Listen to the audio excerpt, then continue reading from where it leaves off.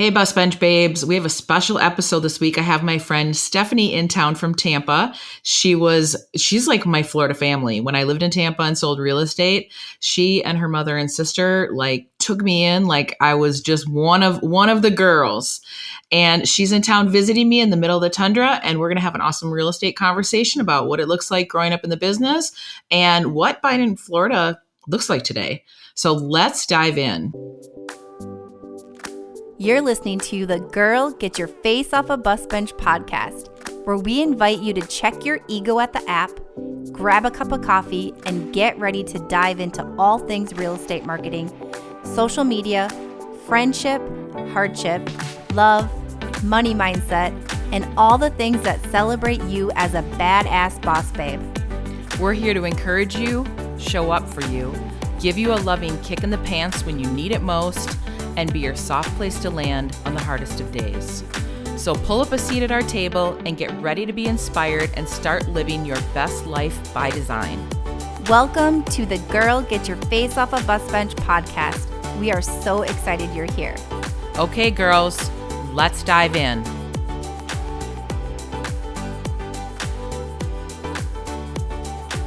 Okay, Bus Bench Babes. Hey, I'm here with my friend Stephanie, and we're going to have a really fun conversation. We each have a glass of wine, and so this is just going to be a fun episode. We're going to talk a little bit about everything, like what growing up in the business looked like and, what the business was like. Birchie, the kitty, is in here too, hanging out with us.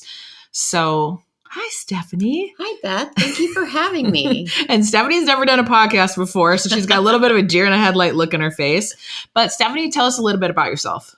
Well, I'm a Florida native, born and raised in Tampa. I have lived there all my life, never anywhere else. Always sunny and warm. And so I decided when I saw the temperatures for this week, which this morning was negative 14, I would hop on a plane and come visit my friend Beth. Okay, tell us about your personal life. Like, what do you do for fun? Like, what does life in Tampa look like? Life in Tampa is a lot different than what I've seen so far here. And it's exciting. There's always stuff going on. I live in downtown Tampa right now, and I can walk anywhere I need to go. There are tons of restaurants and bars and nightlife, music, everything. So I love to listen to live music. I love to eat. And I have 3 grown daughters. They are scattered in Florida, all of them, but in different locations, in college, and one is a nurse, and I see them as much as possible. But right now it's kind of all about me. Which it should be, damn it. It's about time. Well, okay, so let's talk a little bit about your real estate business. You grew up in the business. Like, talk about that, like what that looked like. Right. So I did. So I grew up with my mom and stepfather owning a company, and they worked nights and weekends. And back in the day, you took floor time in an office. And Okay. We have a lot of young agents that listen to this podcast. Floor time. What is floor time? You're going to have to spell it out. Right. So floor time is time that you commit to being in the office. So you stay in the office. Let's say it's a Saturday from 10 to 6. And anybody that stops by the office looking for houses or, property, they saw a sign and then saw your sign out front, they stop in. Those are your clients. That's how you get started in the business back then. Okay, newbie agents. People weren't looking on the internet because the internet didn't exist. Exactly. So they would say, I want to buy a house. I saw this real estate office down the street. Let's go there and talk to a real estate agent. So this was pre-cell phones, pre-internet. Yes, we did have pagers. And we did have... When you first got in the business, did you have pagers? We did. I did have, but you would have to stop at like a payphone and call a number to get your message. Yes. So like, who's calling me right now? No idea who was calling.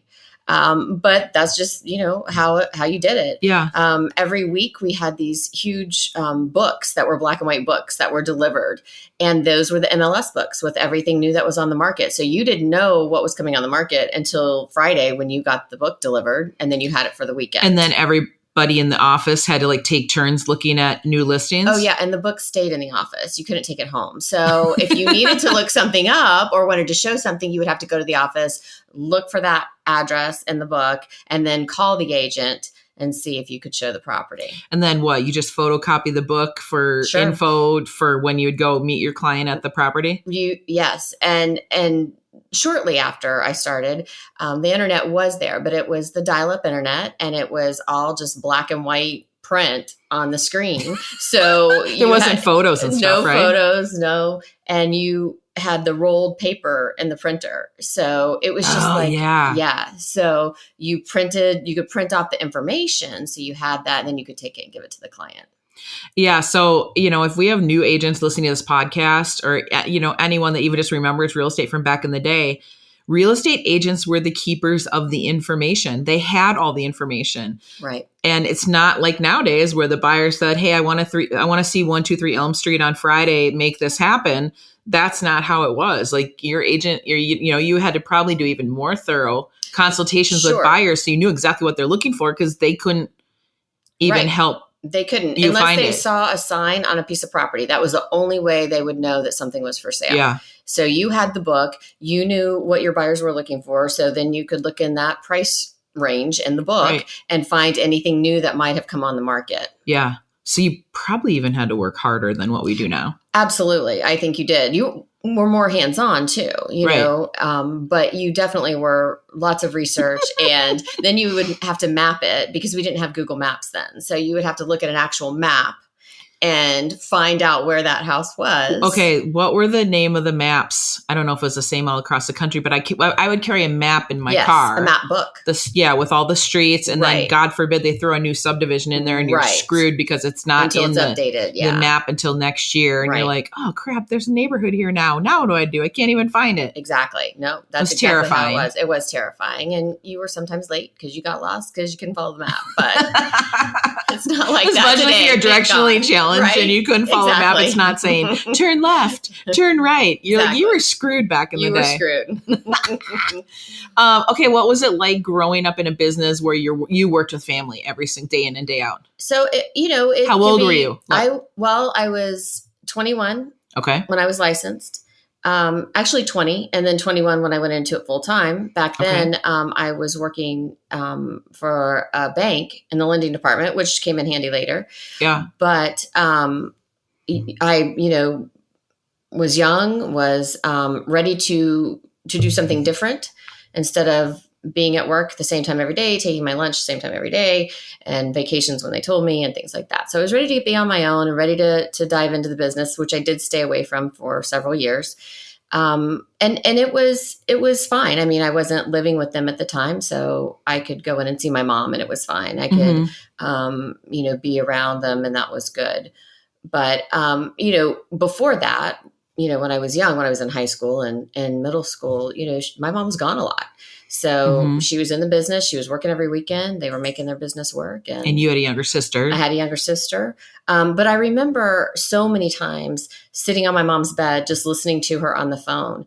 And, she would get calls at all kinds of times of night and weekends. And the thing that just kind of stuck with me with her was that everything was very personal. Everything was very customer service oriented. She called people back on time. She, got them the information they needed. She cared about, what was going on in their life, and, why they needed to either sell or to buy or whatever. And I think that information was invaluable for me, because she taught me how to be a person in this industry, and not just, that's a number, or, being irritated that somebody, couldn't is buy, calling you during dinner, is calling something. you during dinner or whatever. Yeah. But it was just part of our life, really. And so it became part of my life that, you just answered the phone, and you returned your call, and you returned your text, and, and that's just how I've always operated.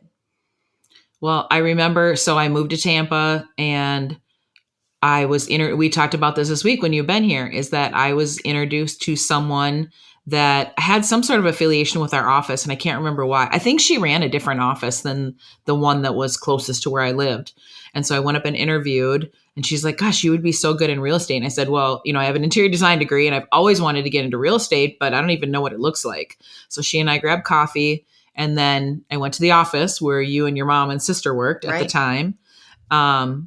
And I got my license and I was like, well, now what? Like, I was terrified, but you guys like took me under your wing. You're like, come on, like, this is what this looks like and you'll be fine and we'll figure this out. And I never like got super great traction as an agent there. And I think my mindset at the time was, well, I'm not from here. So it was hard to establish clientele. Which was absolutely a mindset thing. It didn't really have anything to do with anything, because any client that I did work with, I had a great relationship with, and it was an awesome transaction. But that was just my emotional immaturity at the time. But I just remember like how much fun we had at the office. We had so much fun. Like laughing. Our boss would be like, all right, like get back to work, go out and sell some houses. And we're like, we're all selling houses. We're good. We are. We would be multitasking. We were, sending out postcards and putting that together and still laughing and eating lunch and doing everything. So it was a great time to be in real estate too. That was in the 90s. It was. And I was going to say, interest rates were so much higher then. And, oh my gosh. It was so funny. I remember starting the business and they were like 8%. If we saw 8% now, that would be insane. Yeah. But you afforded less, which we sold the houses, weren't as expensive. But it just all evolves and it's all relevant, and everybody that's, buying today and thinking, no, I can't afford this or I can't afford that. Everybody was doing the same thing back then and with double the interest rates. Well, and people were doing it when rates, let's be honest, like when rates were 13, 14, 17%, people were still buying houses. Right. But you and I were like in elementary school then. Thank God. Yeah. That's never been my experience. But I think I think the first house I bought, my interest rate was probably like 7%. Oh, okay. Yeah. My condo that I bought in Tampa. Remember that cute little place? Yes. Adorable. Yes. I love that house. Yeah. So, I mean, you can afford so much more now, and it makes it a little easier looking for things, so that is true. Okay. You told me an awesome analogy this week and I like died laughing and I'm like, it's so true. All right. What'd you say? Okay. So when I was first in the business and we had the black and white books that were delivered, and we would look through them and look for houses and stuff. I remember the movie Indecent Proposal came out. And with Demi Moore and Robert Redford and Woody Harrelson. Yeah. And Demi Moore was a realtor in California. Yeah. And so they showed a scene with her in the office and she pulled up on the computer and it showed a color picture of the house that she wanted to go look at and all the information. And I was like, oh, that's never going to happen. That's so far out. It's, not even funny, because at the time we weren't even really using computers to do anything. No. So it's amazing how far that's come just really in that short amount of time. And I mean, that was, getting in a car and driving to the seller's house and presenting the offer and then driving it to the other realtor's house so you could give them the offer. And then they would have to get the buyer's signature and then they would bring it back. If there were any changes, it took a week, to get that back. But it was all personal and hands-on and everything. Now we're docu-signing and dot looping and, you may never even see the other agent, the whole transaction. Well, and offers were probably getting explained a lot more thoroughly at the time too. I'm sure. If you're in front of a client and you have a 10-page contract, well, contracts were short back then compared to what they are now, but I'm sure the average client was being educated more thoroughly than they are today. I'm sure they were. They were, because you were going through it and, you had that personal experience with them. Right. And then, it was so exciting when the fax machines came along, because I remember that when you and I worked together, I was like, okay, we had computers, but you wouldn't email anything to anyone. I remember I could look at houses online and then I would print it off. There was no way to really get that contract into the email. No. You had to fax it somewhere. Well, and even sending the information about the houses. Like, I may have had email, but like the person on the other end didn't even have a computer at their house. Yeah. No, it's definitely. I had a computer when I lived in Tampa, but it didn't even do any good for me because there wasn't anyone else up here in Minnesota that even really had computers that used regularly. Right. So it's like, oh, I know one person with a computer. What am I going to send them an email every day? It's so stupid. But it's changed so much and evolved so much, and it's exciting. But I think that it's a lot to stay on top of. It's changing every single day. Yeah, and you have to get on board and you have to embrace what it is, even if it's not something that you're used to. Right.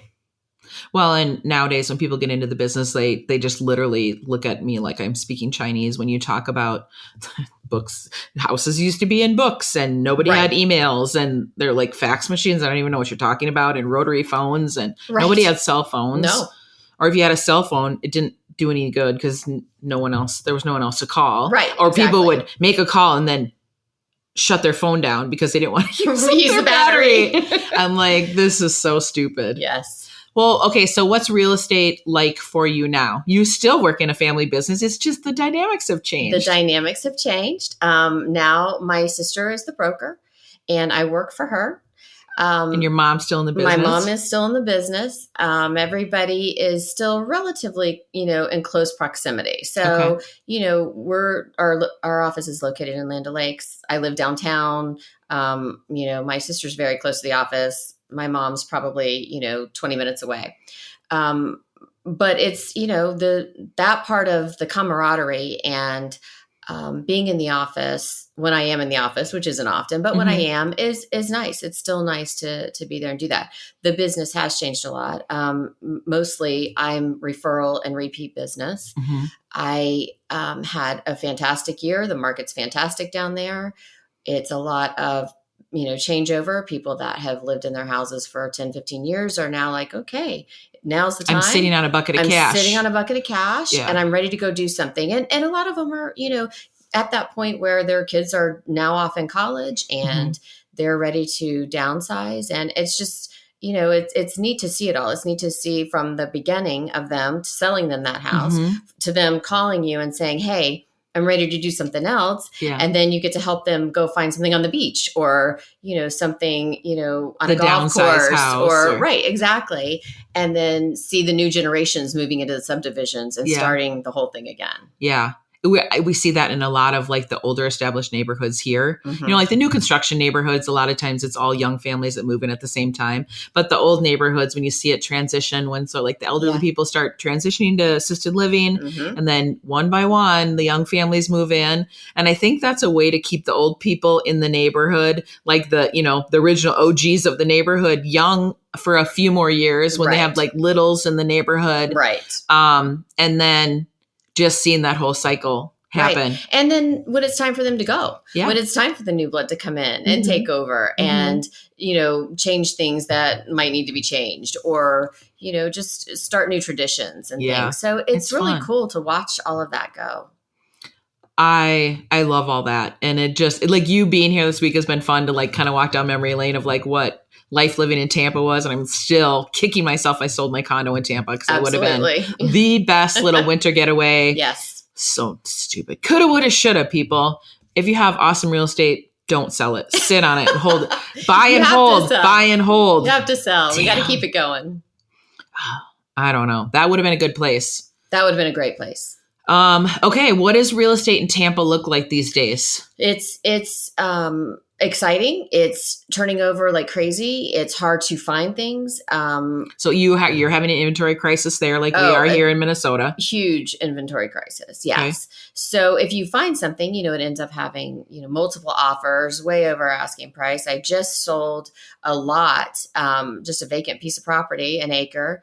And I had multiple offers within about 2 hours of putting it in MLS. It went about $20,000 over asking, cash, no contingencies, no appraisal, no nothing.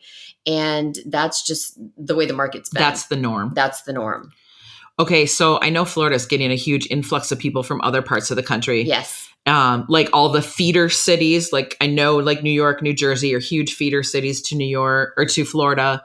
What I'm seeing the most in my experience and all of that is there. I think that what I've seen in my area is more of Georgia and Tennessee. Why? And Texas. I don't know why, because I expected Chicago and New York and, places like that. Well, and that's what you hear when you read the reports. Maybe that's other parts of Florida. Well, it is. And I think that the majority of the New Yorkers and there's some, of course, that come into Tampa like that, but I think that's more Fort Lauderdale and Miami. So more South Florida than Central Florida. Okay. And then it's funny because I own property in like northern Central Florida, and all of the people that are selling in Miami and Fort Lauderdale to the people coming from New York are buying in northern Central Florida.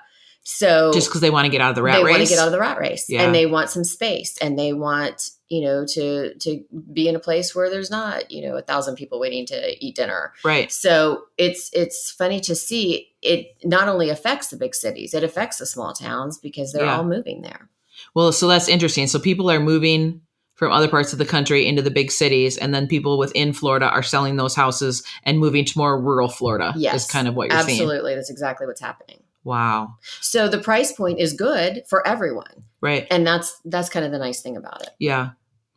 So when I lived in Tampa, downtown Tampa was the Department of Commerce, when we moved there, Right. I said, oh, I would love to live in downtown Tampa. So when I moved to Tampa, it was a corporate move with my boyfriend's company at the time. And the Department of Commerce took us around to sort of wine and dine us and schmooze us on Tampa.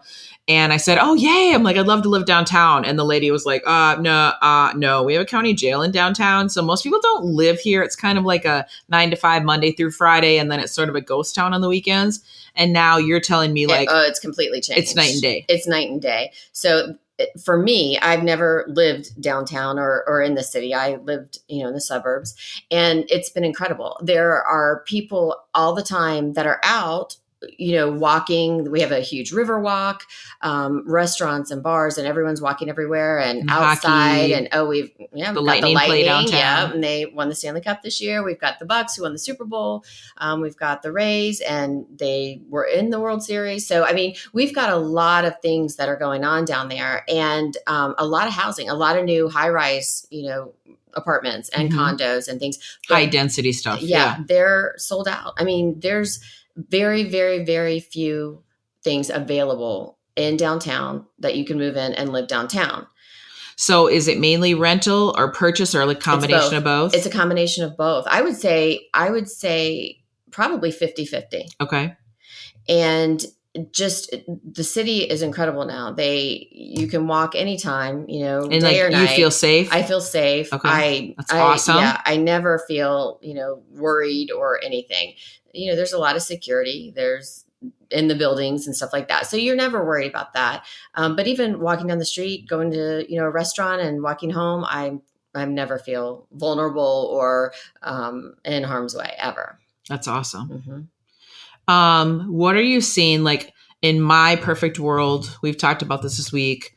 I'm kind of I coulda, woulda, shoulda on this too. I would love to own a house in St. Pete. And not even on the water. I don't even need water. Walkability to the water, or golf cart or bike ride to the water. What are you seeing in the Clearwater and Tarpon Springs and St. Pete, along when you cross over the causeway from Tampa into those water towns? What are you seeing over there? What are the market doing there? Is it just so the market's on fire everywhere. Yeah. And I don't spend a lot of time selling in those areas, but I'll tell you, the St. Pete area is incredible, and they have, redone that whole area. They have so many restaurants and bars, and the pier is there now. It's new. Museums, lifestyle type thing. Oh, definitely. And it's, incredible. Okay. Again, finding the inventory though, finding a place to live over there isn't easy. Yeah. And the same thing on the beach. And they've gone in and redone all of the hotels and stuff now. So they're all apartments or condos. So, or the majority of them. Yeah. So you can go in and you can buy something on the beach. It's a 1 bedroom, 1 bath, and it's 650 square feet. Mm-hmm. But you can buy it now as opposed to it being a hotel or a rental. That's really kind of smart on the developers' parts, where they can fix them up a little bit and then make some serious bucks on them. Right. Wow. Do you remember back in the day when condos in Clearwater were $30,000 to $40,000 furnished? Right. And those days are long gone. Those places nowadays would probably be they're $550. Yeah. That's what I'm $550,000 and up. A little studio would probably be $300 or $400 or not probably even more than that. More than that. Yeah. And then, insane. You have condo fees. So on top of the $550,000 or $600,000 that you're paying, you have, $1,000 a month in condo fees. Wow. So it's pricey. There's no question about it. Now, if you get further north, so you get into the Tarpon Springs and Palm Harbor and Newport Richey, into that area, mm-hmm. it's a little more affordable.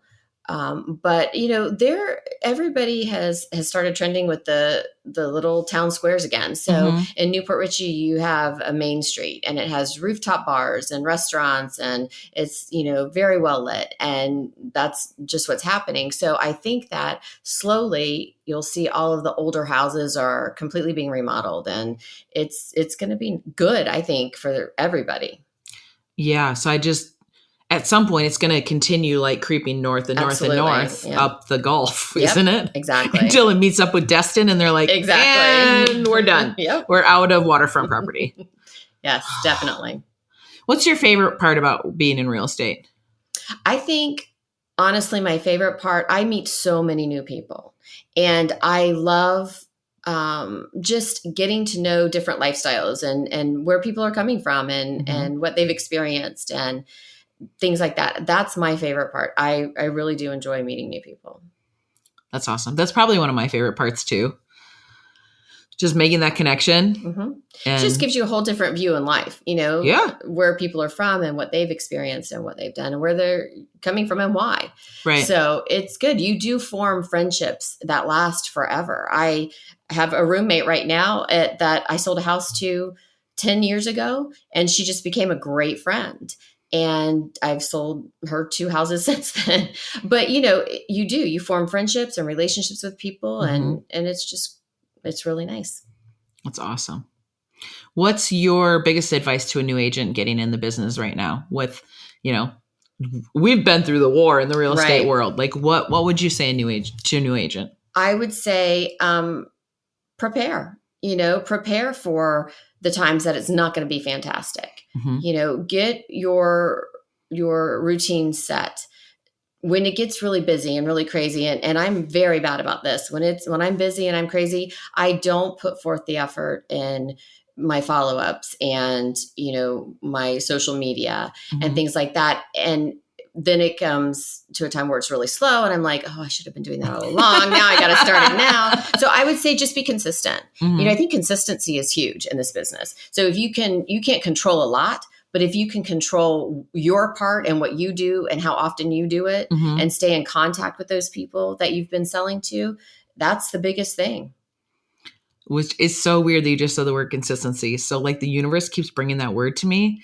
And so my coach and I talked about that on Monday this week. And I said, my word for 2022 is consistency. I love it. I love that. Because I know what I should be doing. And then there's days where I'm like, I'm just too busy. I'm too busy doing stuff that's not income producing activities as an agent. Right. Like we know what you should be doing versus what you probably should not be doing. Right. And he's just like, yeah, I feel like we had a light bulb moment here. So like literally consistency is my word this year. Well, and in the world that we're living in right now, where there's so much inconsistency, if you can give yourself a little bit of consistency, I think it helps a lot. Yeah. In every area of your life. Absolutely. Yeah. That's awesome. Okay, Steph. So where do you see your business like 5 years from now? Where do you see your personal business trending? My personal business. So I feel like I'm at a point right now where I need to get on board with social media and with creating, a presence really in the industry, because it's changing and what has worked in the past is not going to work in the future. And I know that. We keep saying this on this podcast all the time. Well, I mean, you know it. And it's something that I need to just go ahead and dive in. Yeah. So that's going to be my goal for 2022 is to really dive into the current market. I would love to create an environment that I could have a team where I could bring on my daughters if they chose to do it. I have one that is interested in the real estate world, and I would love to be able to teach her how to do it correctly and current right now. Yeah. And instead of teaching her the stuff that I've known my whole life, I need to embrace what's coming, and she needs to know what's coming. And I think to create an environment that she could do that.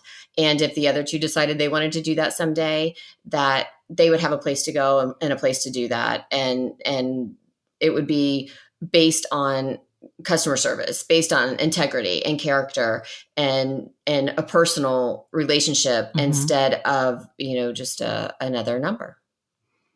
I don't care how much social media is involved and technology.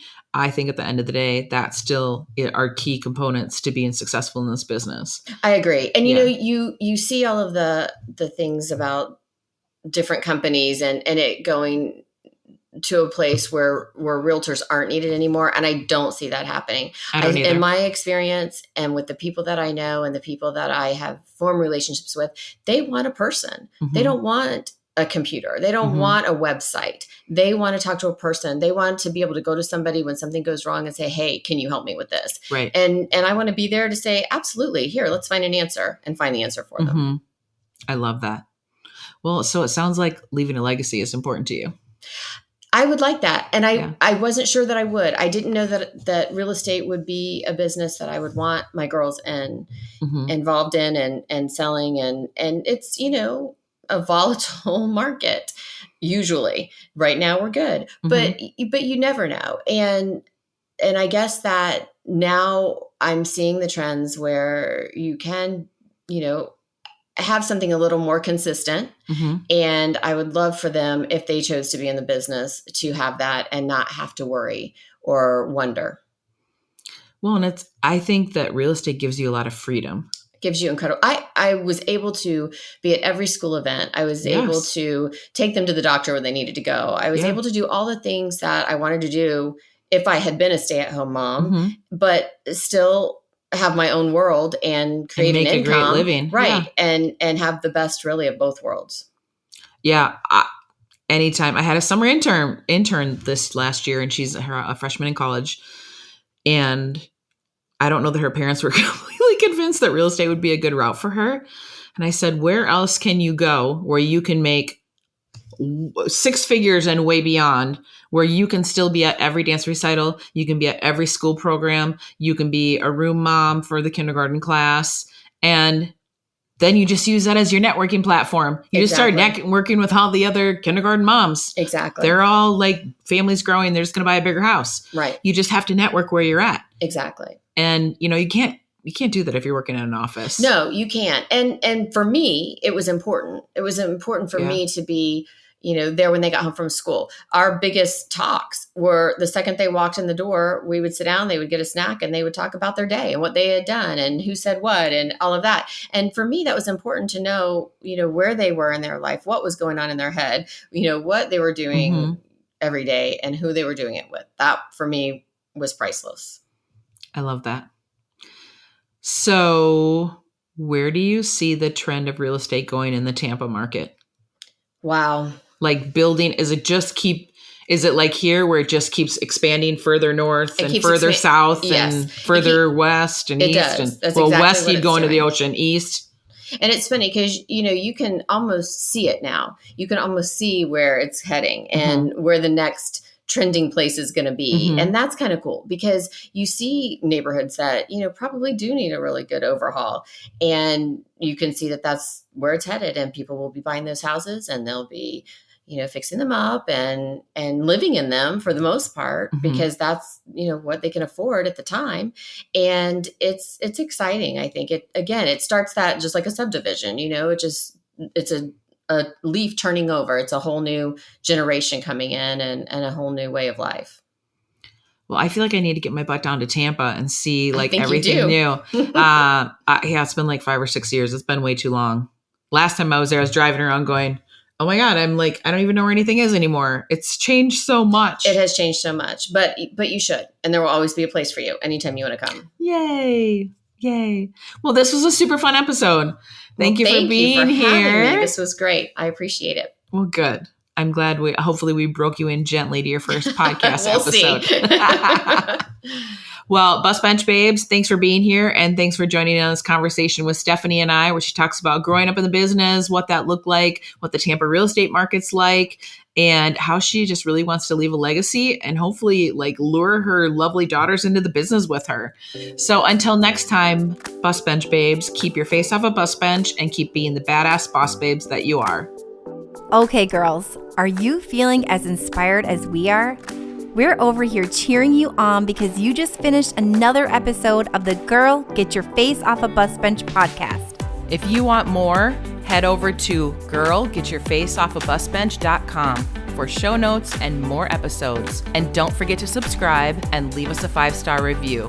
They mean the world to us, and they're what keep us going. Girl, thanks for being here.